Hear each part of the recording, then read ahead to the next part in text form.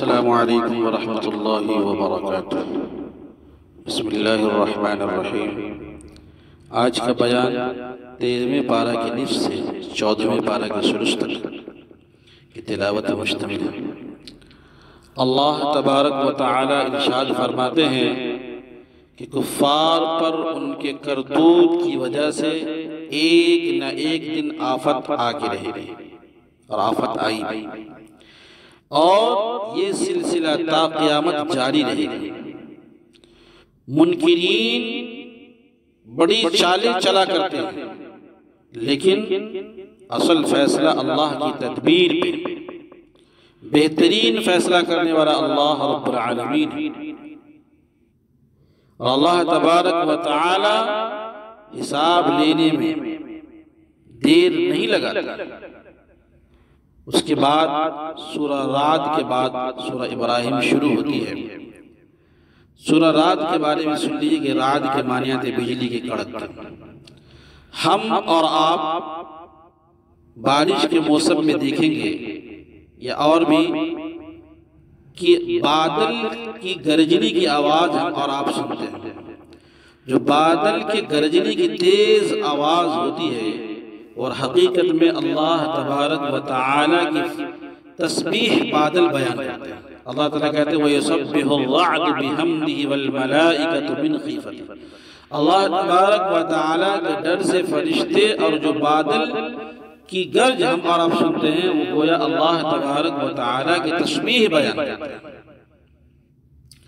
اس کے بعد سورہ ابراہیم شروع ہوتی ہے۔ اس سورت کا آغاز بھی قرآن سے ہوا۔ قرآن ایک کتاب ہے جس کو ہم نے آپ صلی اللہ علیہ وسلم پر نازل فرمایا تاکہ آپ لوگوں کو ان کے پروردگار کے حکم سے، کفر کی تاریکیوں سے نکال کر ایمان و ہدایت کی روشنی کی طرف لائے۔ ارشاد باری تعالی ہے کتاب انزلناہ الیک لتخرج الناس من الظلمات الی النور۔ اس سورت کے آغاز میں رسالت و توحید اور چند مزید خصوصیات بیان کی گئی ہیں۔ پھر مضمون توحید بیان ہوا ہے۔ اس بات توحید کے لیے حضرت موسیٰ علیہ السلام اور حضرت ابراہیم علیہ السلام کے واقعات پیش کیے گئے۔ توحید کی فضیلت اور کفر شرک کی مذمت مثالوں کے ذریعے واضح کیا گیا۔ اس کے بعد اس سورت میں ابراہیم علیہ السلام کی دعاؤں کا بھی ذکر ہے۔ ربنا انی اسکنت من ذریتی بواد غیر ذی زرع الی آخر۔ اللہ تبارک و تعالی نے ابراہیم علیہ السلام کی دعاؤں کو یہاں نقل کیا جس سے دعا کے آداب معلوم ہوئے ہیں کہ انسان کو دعا گڑ گرا کر کرنی چاہیے، عاجزی کے ساتھ کرنی چاہیے۔ دعا مانگنے کا طریقہ اسلوب بتایا گیا ہے کہ پہلے اللہ رب العالمین کی تعریف کی جائے، اس کے نبی اکرم صلی اللہ علیہ وسلم پہ درود پڑھا جائے، پھر اللہ رب العالمین کے سامنے بہت ہی عاجزی کے ساتھ، بہت ہی خندہ پیشانی کے ساتھ بندہ اپنی ضرورتوں کو رکھے۔ اللہ رب العالمین دعا سنتے ہیں۔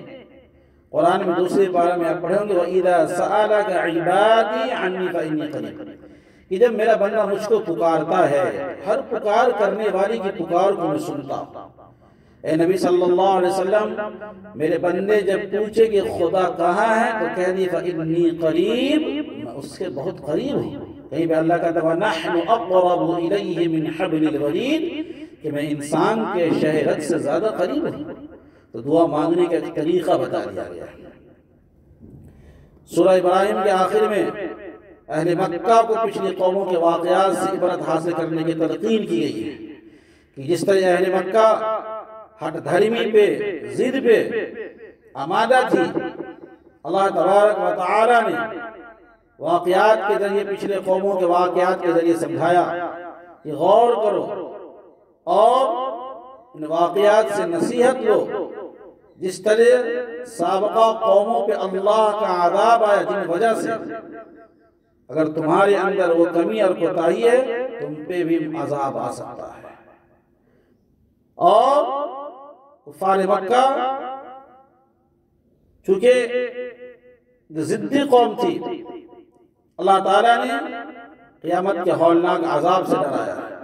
آخر میں ارشاد ہوا، فرمایا یہ قرآن لوگوں کے احکام پہنچاتا ہے تاکہ اس کے ذریعے لوگ عذاب سے ڈر جائیں اور لوگ اس بات کا یقین کر لیں کہ اللہ ہی معبود برحق ہے۔ اس کے بعد سورہ حجر شروع ہوتی ہے، اس میں اللہ تعالیٰ نے ان لوگوں کو تنبیہ فرمائی ہے جو حضور صلی اللہ علیہ وسلم کی دعوت دین اور اسلام کا مذاق اڑاتے تھے، حضور اکرم صلی اللہ علیہ وسلم پہ دیوانگی کا تہمت لگاتے تھے، جادوگر اور کاہن کہتے تھے، اور نہ جانے کون کون جملے کستے تھے، نعوذ باللہ۔ اللہ تعالیٰ ارشاد فرماتے کہ اے منکرو، تم کو معلوم ہونا چاہیے کہ قرآن اللہ کا ذکر ہے جو اس نے اپنے نبی صلی اللہ علیہ وسلم پہ نازل فرمایا، اور یہ خود قرآن اللہ تبارک و تعالیٰ قرآن کا خود محافظ ہے۔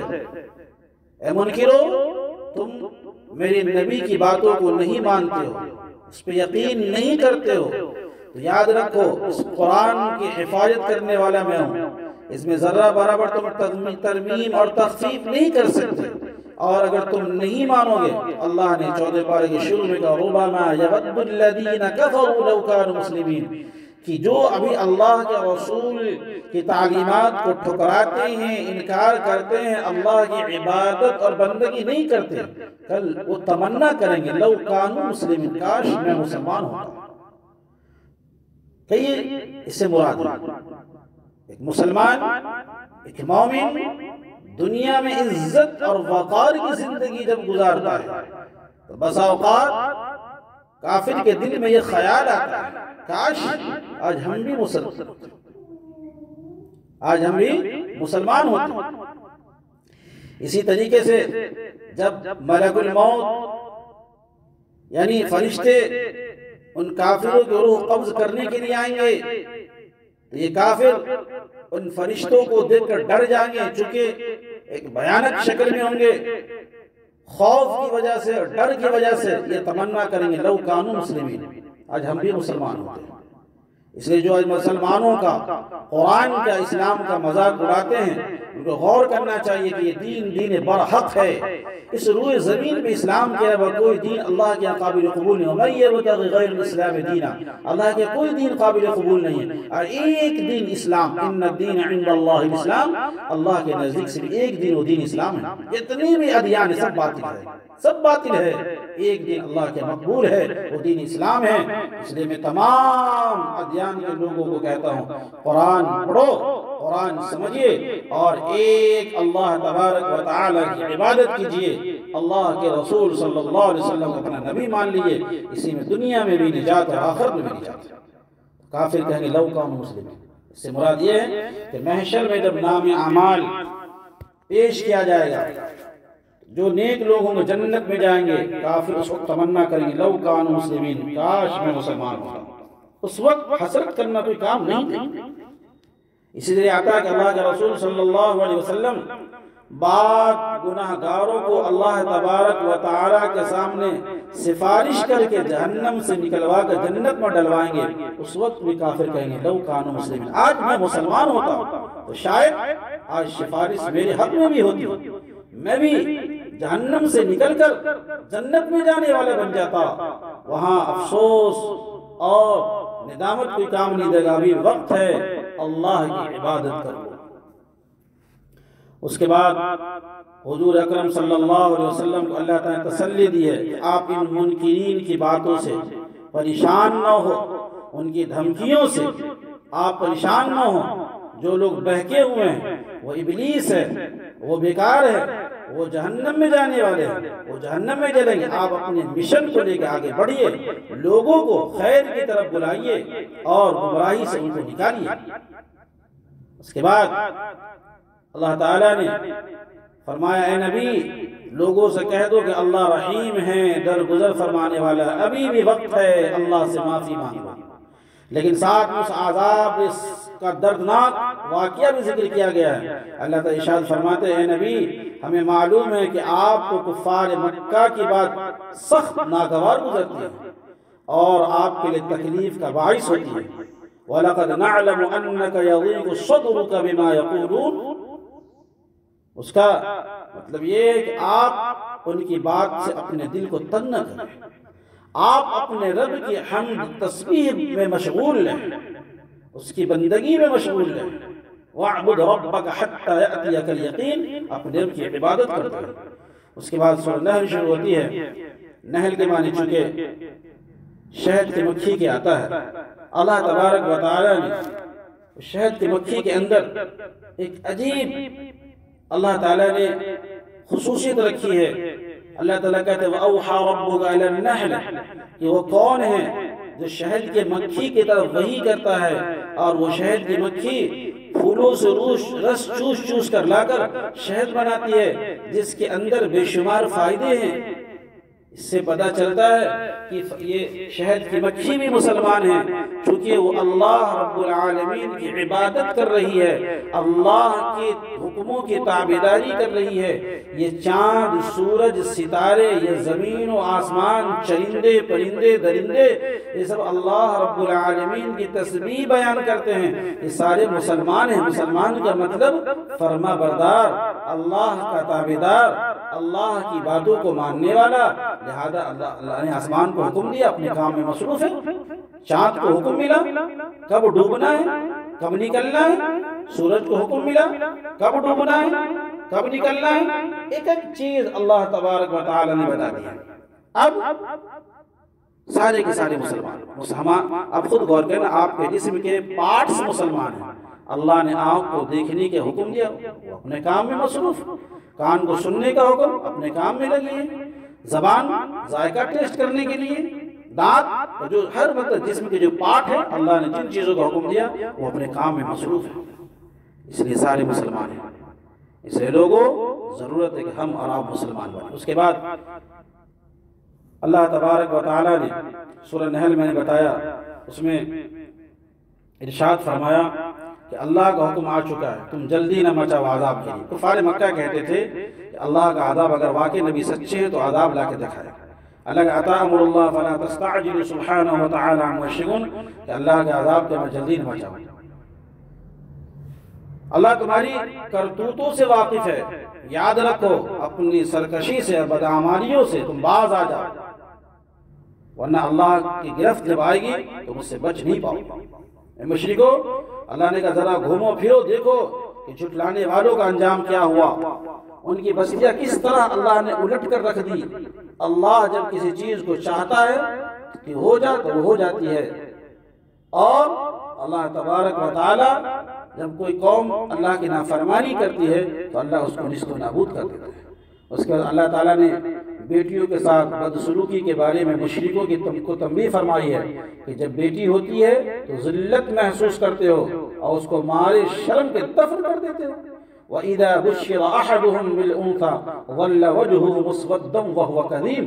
اللہ نے کہا اس کے بعد آسمان کہ تم بیٹی کو ناگوار سمجھتے ہو، بہت بڑی نعمت ہے۔ اسلام نے عورتوں کو بڑا مقام دیا، اسلام نے بیٹیوں کو بہت بڑا مقام دیا۔ پہلے لوگ بیٹیوں کو زندہ درگور کر دیتے تھے۔ اس کے بعد آسمان سے پانی برسانے، زمین کو ہرا بھرا کرنے، چوپایوں کو پیدا کرنے کا ذکر ہے۔ اس طرح ان کے پیٹ کی چیزوں کو اللہ تعالیٰ ان کے لہو کو اور ان کے خون کے درمیان سے صاف، شفاف اور خوشگوار دودھ پینے کے لیے تمہارے اللہ تعالیٰ نکالتے ہیں۔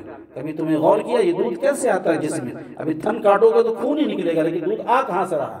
نسقيكم مما في بطونه من بين فرث ودم لبنا خالصا صائغا للشارب۔ کبھی غور تو کرو نا کہ دودھ جو ہم پی رہے صفاف، وہ جانوروں کے جسم سے کیسے صفاف، کاٹ کے دیکھو کون نکلے گا؟ مختلف اور عمدہ کھانے کی چیز اللہ نے تمہارے لیے پیدا کی ہے، اس کے بعد تم اللہ کی نافرمانی کرتے ہو۔ اللہ نے جو نعمتیں دی ہے وہ نعمت یہ ہے انسان اللہ تعالیٰ کی عبادت کرے، اللہ کی بندگی کرے، اللہ کے سامنے سجدہ ریز ہو جائے۔ جب انسان کو کوئی نعمت ملتی ہے اس کے عمل میں اضافہ ہوتا ہے تو یہ نعمت اللہ تبارک و تعالیٰ کی طرف سے اس کو تحفہ اور انعام ہے۔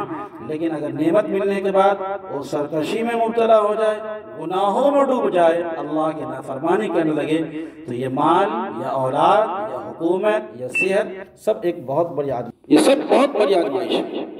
اس لیے اللہ تبارک و تعالیٰ نے جو آپ کو صحت دی ہے، تندرستی دی ہے، اس کا صحیح استعمال کیجیے، صحیح استعمال کیجیے۔ اللہ تعالیٰ سے دعا ہے کہ رب کریم ہم سب کو کہنے اور سننے سے زیادہ مزید عمل کرنے کی توفیق عطا فرمائے۔ آمین وآخر دعوانا الحمدللہ رب العالمین۔ السلام علیکم۔